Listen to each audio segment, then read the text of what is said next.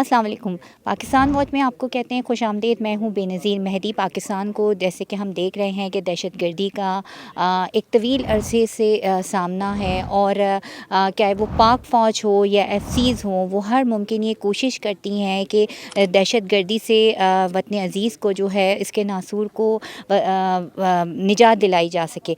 लेकिन यहाँ पर दो चीज़ें हैं। अफ़वाज पाकिस्तान जो है वो हम देखते हैं कि वो एक जर्नलाइज़ फ्रंट फुट पे आकर तमाम तर मुल्क में क़याम अमन को मुमकिन बनाती है। लेकिन आज हम आपको लेकर आए हैं एफसी काउंटर टेररिज्म सेंटर शाकस में, कि जहाँ पर एफसी के जो अहलकार हैं उनको ट्रेनिंग दी जाती है। और एफसी का जहाँ तक जो रोल है वो ये है कि वो फ्रंट फुट पर आकर जो लोकली जो दहशतगर्द हैं उनसे मुकाबला करते हैं और ख़ास तौर पे जो लोकल यहाँ का जो सारा सिस्टम होता है उसके मुताबिक अपनी स्ट्रेटजी, अपनी प्लानिंग अपनाते हैं ताकि वो दहशतगर्दी के जो ख़ात्मा है उसके लिए पायदार मज़बूत हिकमत अमली अपना सकें। ये ट्रेनिंग सेंटर्स में किस तरह ट्रेनिंग दी जा रही है आज हम पाकिस्तान वॉच के प्लेटफॉर्म से आपको दिखाएंगे।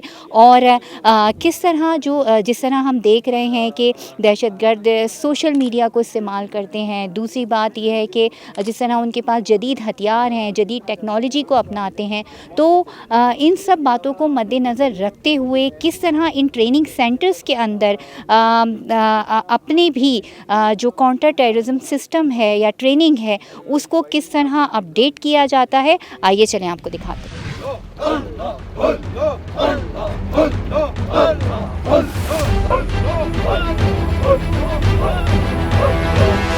अगर आप हमारे चैनल पर नए हैं तो चैनल को सब्सक्राइब कर लीजिए और बेल आइकॉन को प्रेस कर दीजिए ताकि हमारे आने वाली हर नई वीडियो का नोटिफिकेशन आपको बर वक्त मौसूल हो सके।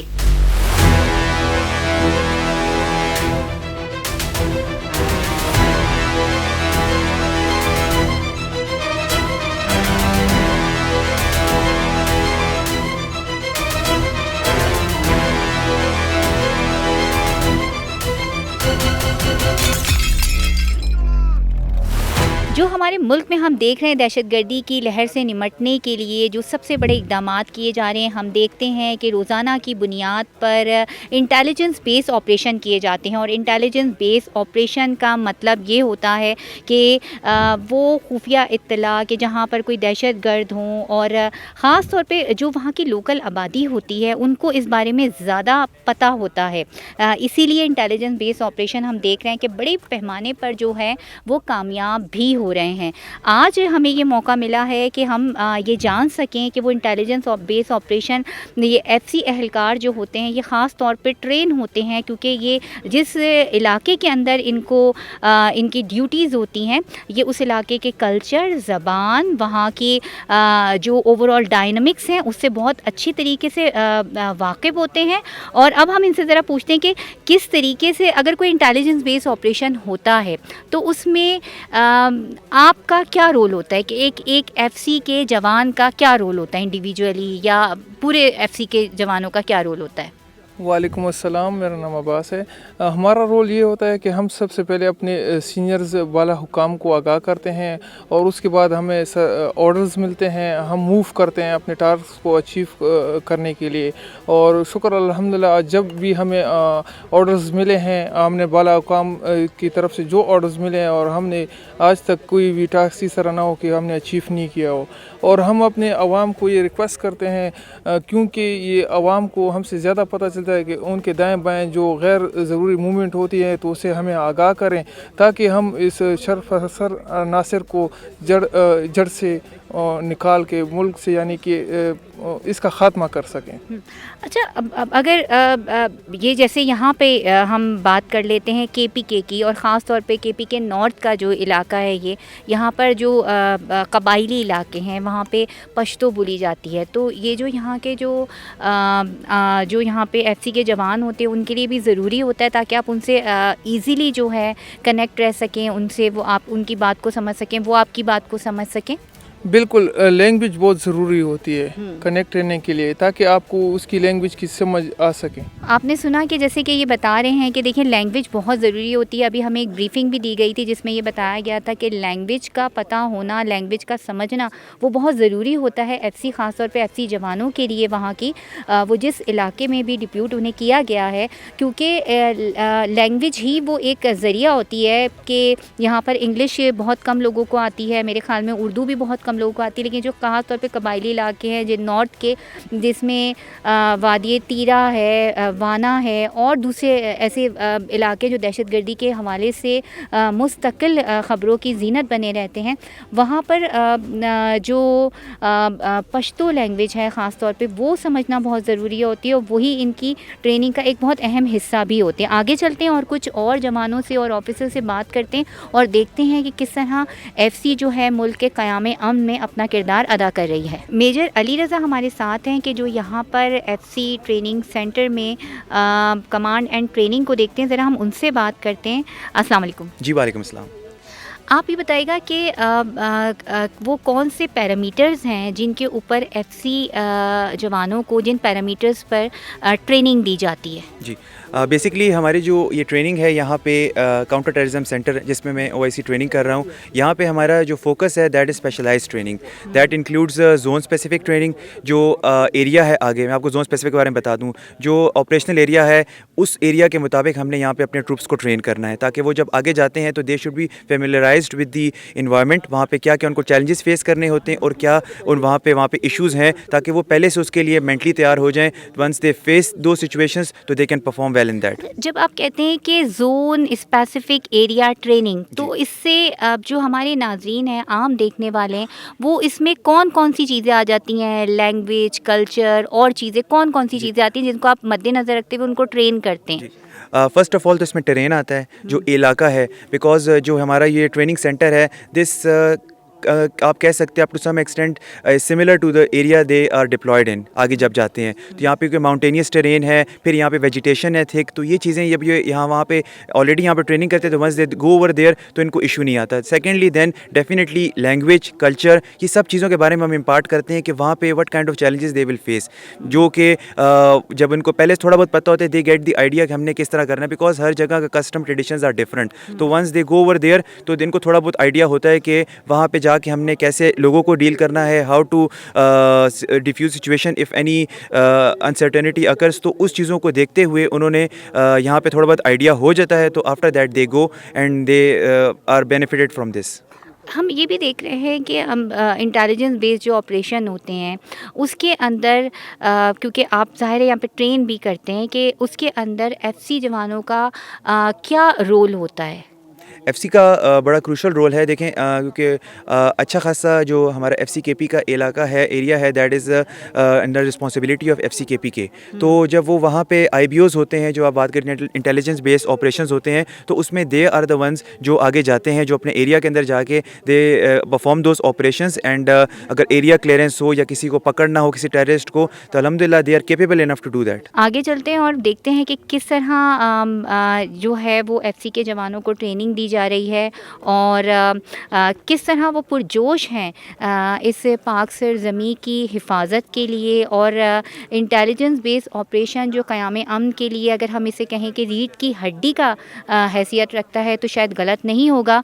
आगे चलते हैं और देखते हैं कि किस तरह ये लोग ट्रेन हो रहे हैं और कौन कौन सी बातें हैं जिनको ख़ास तौर पे मद्देनज़र रखा जाता है, क्योंकि ये एक बहुत सेंसिटिव जो है वो शोबा है जो कि सिक्योरिटी के काम सर अंजाम दे रहा है। ख़ास तौर पे हम देखते हैं कि केपीके का से जो अफ़गानिस्तान से जो दहशतगर्द आते हैं और ये बात जो वहाँ पे अमेरिका का और रूस का जो असला छोड़ा हुआ है, ख़ास तौर पे अमेरिका जो असला छोड़ के गया है, वो उसको इस्तेमाल कर रहे हैं और जदीद टेक्नोलॉजी के साथ इस्तेमाल करें, जदीद ट्रेनिंग के साथ इस्तेमाल करें। तो आपके पास भी यकीनन आपको ट्रेनिंग दी जाती होगी कि कैसे उनको काउंटर करना है, कैसे सब बातों को मद्देनज़र रखते हुए आपने प्लानिंग और अपनी स्ट्रेटजी बनानी है। बिस्मिल्लाहिर्रहमानिर्रहीम। अल्हम्दुलिल्लाह, शुक्र। आजकल हमारे पास जो मौजूद है एडवांस वेपन आया है, हमारा चीफ साहब ने हमारे लिए लिया है, जो M24 है, नया स्नाइपर है, और बाकी सार्जन वेपन हमारे पास मौजूद है। मैं ख़ुद एज ए इंस्ट्रक्टर, स्नाइपर का एज ए इंस्ट्रक्टर हूँ। मैं अपने जवानों को और स्नाइपिंग और एंटी स्नाइपिंग के बारे में मैं इसको सिखाता हूँ। स्नैपर M24 की ऐसी क्या ख़ास बात है? पहले ज़माने पे हमारे पास जो M24 था वो सेकंड फोकल प्लेन था। अभी हमारे पास जो जदीद जो स्नाइपर आया है वो फर्स्ट फोकल प्लेन है, क्योंकि वो स्पाटर की जगह पर काम करता है। और ये किस तरह मुख्तलिफ है दूसरे स्नैपर से? क्योंकि पहला जो हमारे पास जो सेकंड फोकल प्लेन था, इससे हम फासला नहीं नाप सकते थे। अभी जो हमारे पास फर्स्ट फोकल प्लेन है, क्योंकि हम आगे टारगेट को देखते हैं, हमें पता चाहिए कि हमारा टारगेट कितना दूर है, तो इस वेपन की मदद से हम अपना टारगेट का फासला निकालते हैं कि ये तकरीबन 200 मीटर या 300 या 1000 मीटर दूर है। इस हिसाब से हम अपना स्नाइपर का डेटा डालते हैं और दुश्मन के ऊपर हम फायर करते हैं। अभी आपने देखा कि किस तरह हमारे FC के जवान बता रहे हैं कि जदीद तकाज़ों के मुताबिक जदीद जो वेपन्स हैं, यानी हथियार हैं, स्नैपर्स हैं, वो इनके पास मौजूद हैं, ताकि जो दहशतगर्द हैं उनके लिए कहीं पर थोड़ी सी भी कोई गुंजाइश बाकी ना रह जाए, वो भरपूर तरीके से मादरे वतन का दिफा कर सकें।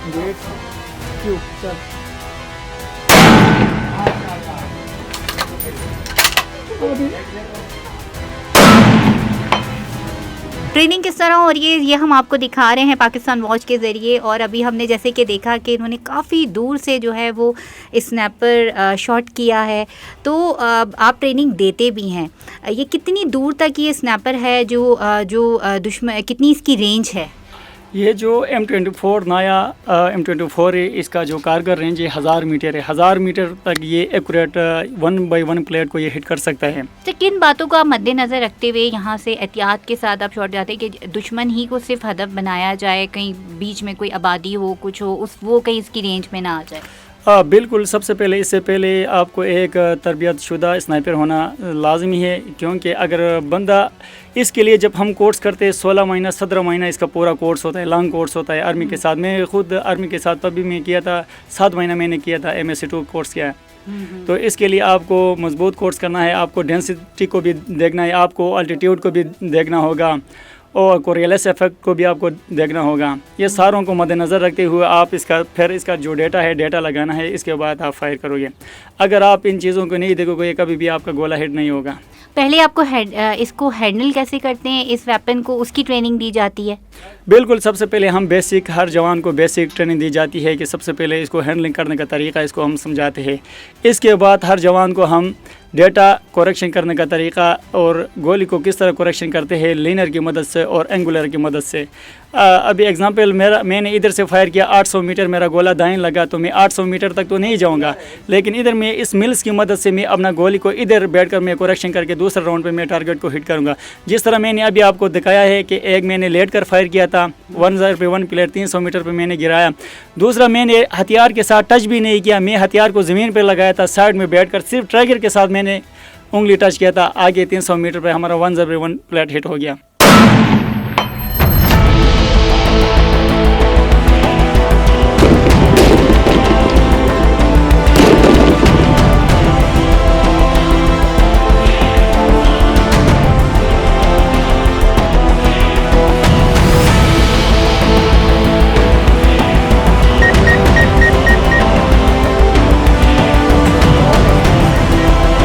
ये जैसे कि अभी आप देख रहे हैं कि इनके हाथ में ये एक रिमोट कंट्रोल है, और ये कहलाता है, हम इन्हीं से पूछते हैं कि ये क्या कहलाता है और इसकी रेंज कितनी है। ये गॉट, जैसे कि अभी आप फुटेज में देख रहे होंगे, ये के अंदर किस तरह से ये काम करता है, किस तरह ये जाके अपने हदफ को निशाना बनाता है।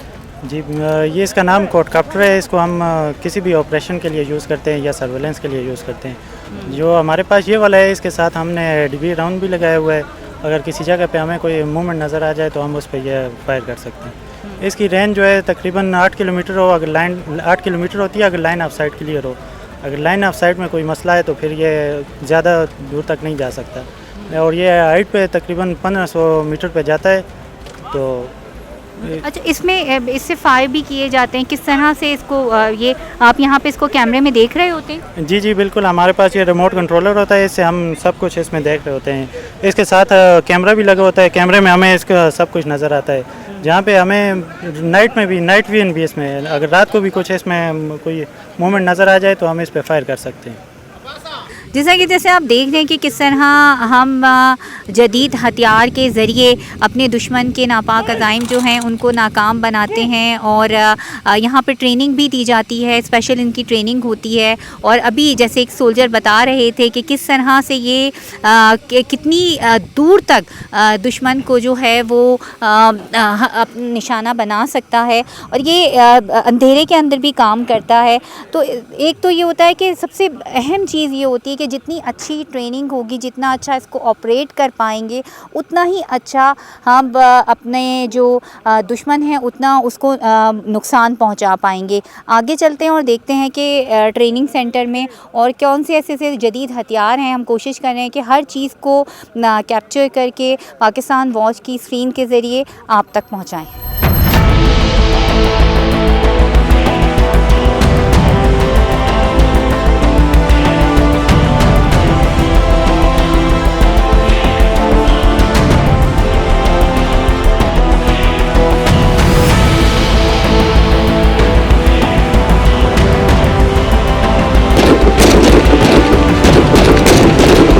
बिस्मिल्लाहिर्रहमानिर्रहीम।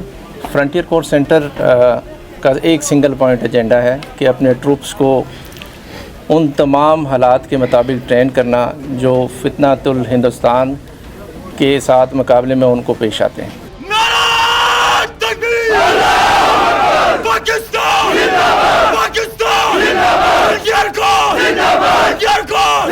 देखिए जी, ये जो इशू है फितना अल ख्वारिज का, इसको एड्रेस करने के लिए दो चीज़ें चाहिए। आपकी अपनी कन्विक्शन एक चीज़, दूसरी आपकी training, and then there is yet another dimension जिसको हम डेवलपमेंट प्रॉन्ग कहेंगे।